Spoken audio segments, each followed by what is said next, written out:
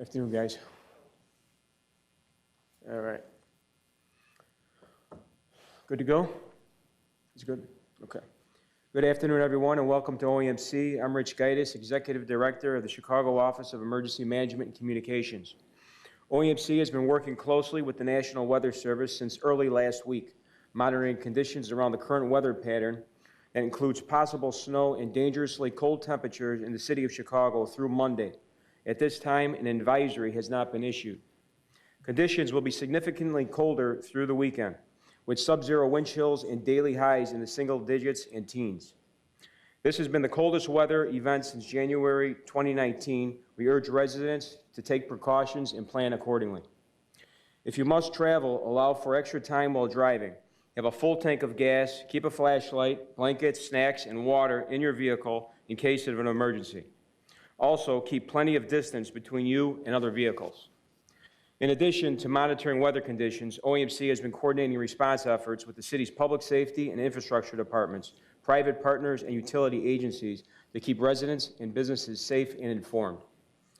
Hosting twice daily conference calls with our citywide partners focused on the coordination of resources throughout the duration of this weather event. These OEMC standing calls happen 7 days a week, regardless of what's happening in the city. City agencies have been working around the clock conducting well-being checks, responding to heat complaints, connecting residents to shelter, and offering access to a network of warming areas in community service centers, senior centers, parks, libraries, and police districts. City of Chicago's top priority is public safety. We encourage residents to check on and provide any needed assistance to neighbors, family members, pets, and the most vulnerable, particularly those who are elderly, have disabilities, or are homeless. Staying connected is key to being safe. It is imperative to keep informed of weather conditions and stay connected with family and friends. If you need to request a well-being check or for information on available warming centers, shelters, other services, you can call 311, go to 311.chicago.gov, or use the 311 mobile app. We'd also like to remind residents and businesses to be good neighbors, to shovel and salt the areas in front of their homes or place of business. Finally, I'd like to thank Mayor Lori Lightfoot and all the city departments, agencies, and organizations who come together to keep Chicago safe, not only during the winter season, but all year round. And now I'd like to introduce Mark Sanders, DFSS, Deputy Commissioner for Human Services and Workforce Development. Mark. Thank you. In response to the anticipated extreme cold weather this weekend, the Chicago Department of Family and Support Services will operate 2 overnight warming areas, providing continuous service from 9 a.m. on Friday, February 12, to 5 p.m. on Monday, February 15.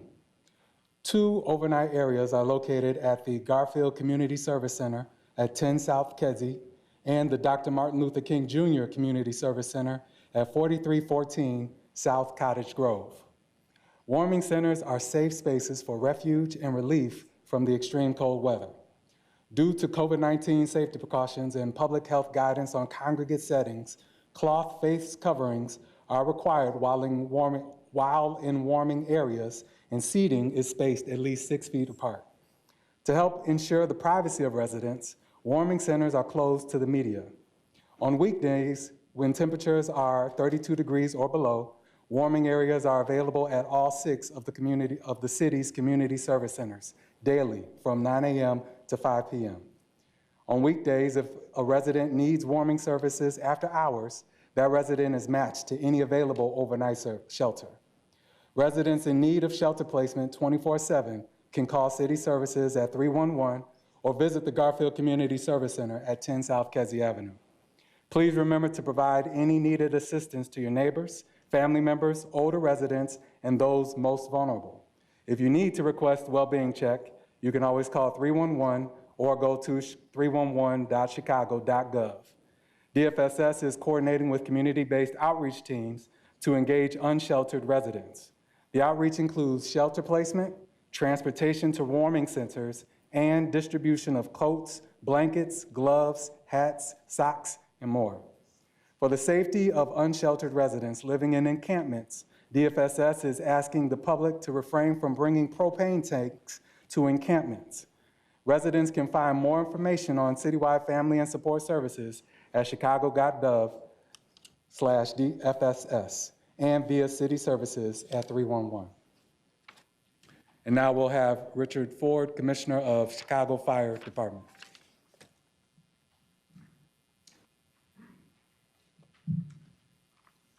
Good afternoon. First and foremost, we'd like to continue to check on our more vulnerable neighbors and our senior family members during this weekend and anytime we have extreme weather scenarios. We are all familiar with the usual message during the cold weather season. Not using stoves for heat. If you must use space heaters, use them safely by keeping 3 feet of distance from anything that is combustible.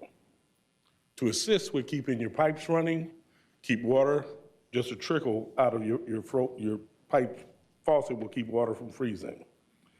But today, I want to hammer home the point about smoke detectors in general, fire safety, watching out for each other as we usually do in our communities. Please, we must do that. We are in the second month of February, 2021. Thus far, we've lost 11 lives in fire fatalities. Last year, we lost 22. We reduced our fire deaths by half, 50%. 5 of the 11 fire victims had no working smoke detector, or the smoke detector was not working at all. In the past 3 years, we've worked closely with Home Depot and have been working to get smoke detectors available to all communities in the city of Chicago. In total, 11 Home Depot stores throughout the city will be participating in 99-cent smoke detectors for all safety in Chicago. This 3-day weekend event will kick off February 19th and end on February 24th. We have more details on the February 19th event coming up soon. $1 is cheap insurance to keep our families safe and give them precious moments to leave. Please, again, let's watch out for each other, watch out for our senior members. And while we're shoveling there, as we're shoveling snow from the sidewalk and street, please, if you have a hydrant by your property, please shovel that out too. Now we'll bring up Matt Burdett for the Department of Buildings.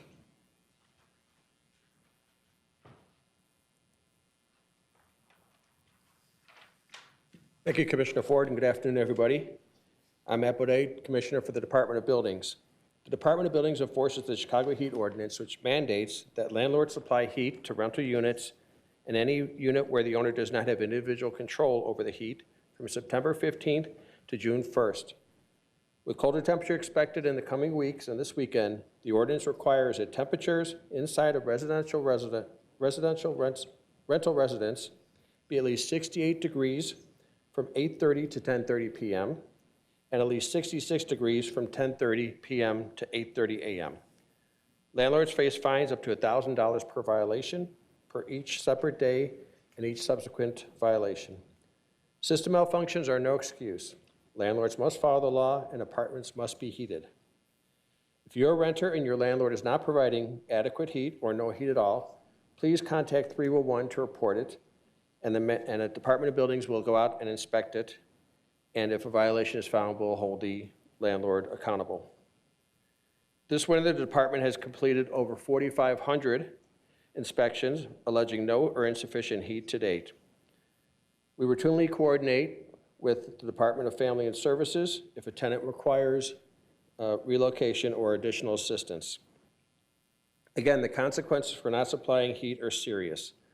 Landlords face up to $1,000 fine for each violation. We take this matter very seriously and will take action against delinquent owners. If you are a landlord, we strongly encourage you to proactively go and check your systems to make sure they are working adequately and address any issues immediately before it becomes an emergency. Along with Commissioner Ford, I also want to stress the importance of having working smoke detectors and carbon monoxide detectors in your home. According to the building code, landlords must provide working smoke detectors to their tenants, and tenants must ensure that there are working batteries for the smoke detectors that are in their dwelling units. Further, with these extreme temperatures, ice may form on building structures. The protocol is for property owners and building managers to cordon off the area and put caution signs warning of these conditions. Also, please remember to clear the snow away from your front and back porch and decks so you have an emergency means of exit. The added weight of snow could compromise these structures and block your means of exit. Also, make sure that high snow is not covering your vent heaters, your dryer vents, if you haven't been able to clear that yet. On behalf of water management, I want to remind residents to prevent frozen pipes and make sure that warm air is circulating throughout their home and periodically run the trickle of faucet so your pipes do not freeze. If pipes do freeze, do not use candles or any open flames to thaw them out. Use a hairdryer or a heating pad.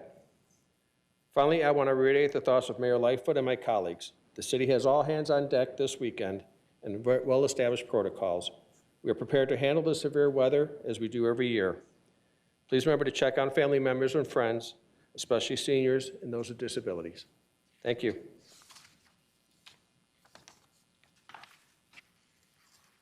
you, Commissioner. No questions, Mary? No questions. No? Okay, then everybody have a good rest of the day. Stay warm and have a safe weekend. Thank you. Thank you.